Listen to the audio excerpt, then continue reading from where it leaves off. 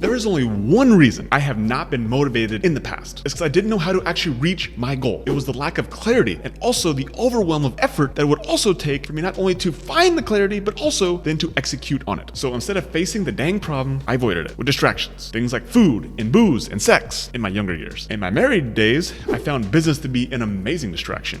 Chasing dollars at the expense of my body, for my family. So in this video, I'm going to be sharing all the stupid app behaviors that kept me struggling with my body for a decade. If you're ready, I'm about to get real vulnerable. So if you're new to the channel, my name is Logan Manzanares, and I make these videos to help you get a fatter bank account and a muscular body. So let's talk about motivation. If I handed you a pint of Ben & Jerry's cookie dough ice cream, how motivated would you be to eat it? Well, I can't speak for you, but I'll tell you what, you don't have to twist my arm in order for me to down that tub of ice cream. So how many pep talks have you had to have with yourself to sit down and watch Yellowstone on Netflix? But most importantly, how much motivation do you need to actually hit the like button and subscribe to the channel? The answer to all those questions actually lies in a simple equation. It's called the value equation, which my friend and mentor, Alex Hermosi. So what is the value equation? Well, it consists of 4 questions. How long will it take me to actually reach my goals? How much effort do I have to actually put in? What's the likelihood of me achieving this goal? And how impactful would it be for me to achieve this goal? Now, let's put this equation through the Ben & Jerry's ice cream filter. How long will it take for me to actually crush this pint of ice cream? I'll tell you what, long enough for me to finish the next episode of Yellowstone. How much effort do I have to put in to actually crush this pint? Outside of scooping the ice cream out of the box in my bowl, the level of effort, well, it's not very praiseworthy. And what's the likelihood of me actually crushing this pint? I'm not certain on anything except for the fact that I can get through the bottom of an ice cream bowl. Now, how impactful would it be for me to actually crush this pint? Well, it's gonna feel really good in the moment. Now, let's take that same value equation, let's compare it to like a typical health and fitness goal, like let's say lose 25 pounds. So how long is it gonna take me to lose 25 pounds? Well, it could take anywhere from 6 to 12 weeks, and that's just to lose it. But then we gotta spend a lifetime of actually keeping it off. And how much effort is gonna be required of me? Well, I mean, outside of changing what I eat, how much I have to move, when I have to sleep, the constant uncomfortability of change, I mean, a lot, I guess. What's the likelihood of actually me achieving this result? Well, if we use data and stats, it says that 80% of people who actually lose weight regain it all within the next 2 years.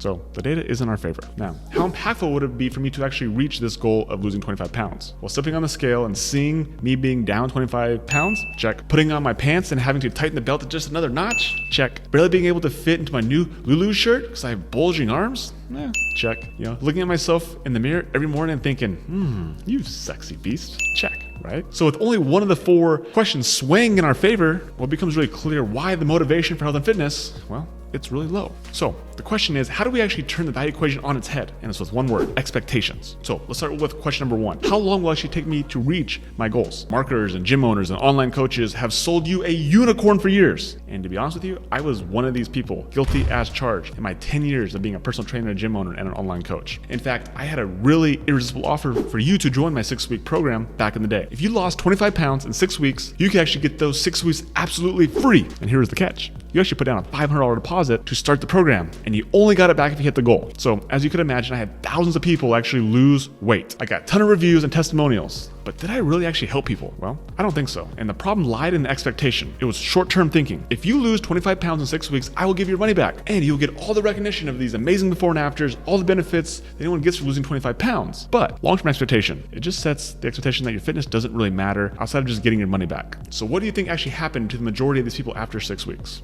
Well, when you play stupid games, you win stupid prizes. And so like being in shape for 6 weeks, I think that's a cool game. You'll go right back out of shape right after that. And so the reality is that health and fitness is a game that we play whether we're a willing participant or not. Every day, our bodies are keeping score. Our weight goes up and down, whether we choose to step on a scale or not. Our pants and shirts, they get tighter or looser, whether we decide to try them on or not. You can only hide your physical appearance behind so many Instagram and AI filters until you have to actually step out into this thing we call the real world. This one belief that I adopted, it changed my life forever. And so what I believe now is the only way to win the game of health and fitness is just to simply find a way to keep playing. So I designed my health and fitness expectations on that belief. And so my goal is to stay in the game rather than how do I lose a certain amount of weight or get to a certain body fat in a certain amount of time. Next question, how much effort is required of me to actually hit my health and fitness goals? Well, the answer, it can be found in the wise proclamation of farmers, right? Farmers know that you can only reap what you sow and that we must work towards our goals with detachment of outcome of what actually might happen. So sometimes we don't fully understand what seeds we are planting until until present moment, but until we actually get those goals in the future. And so just understand, the larger the goal, the larger the amount of effort is required. And as long as our effort and our goals are in alignment, then we can be at peace knowing that we're on our journey of reaching them. And for the circumstances we are currently facing, they are a direct result of the seeds that we have planted in the past. The next question: what's the likelihood of me actually achieving this dang result? Well, weight loss goals,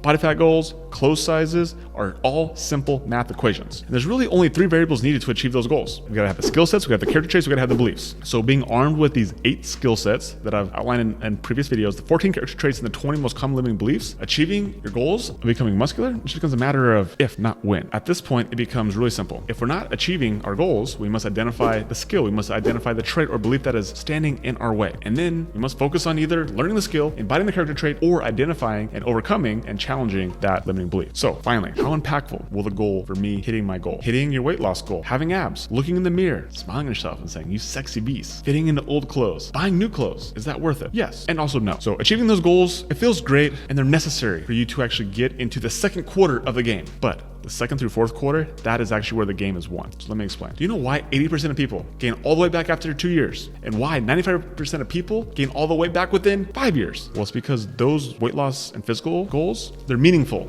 for a moment. But your subconscious mind, it knows that lying in a coffin, nobody gives a shit how much you weighed, how much you benched, or that you got 1,000 likes on that before and after selfie. So once we lose meaning behind our physical goals is when we actually start to give less value to them. So what does actually matter to you? Do you care about how you made people feel? That you actually had a direct impact on people's lives and their families? How you inspired them to actually chase their goals? When you make your health and fitness goals inspiring and big enough that not only do you achieve your goals, but you have others underneath you, that's when you're able to stay in the game long enough until the clock hits 0. Because hitting weight loss goals and becoming jacked, shredded, and muscular millionaire, that is quarter 1. But Q2 through Q4 is about being an impactful human. So if you get your health and fitness equation flipped upside down on its side and you want to help other entrepreneurs, then hit the like button, subscribe to the channel. And if you haven't watched this video on the character traits it takes to become a muscular millionaire, go watch that video now. All right, guys, bye-bye.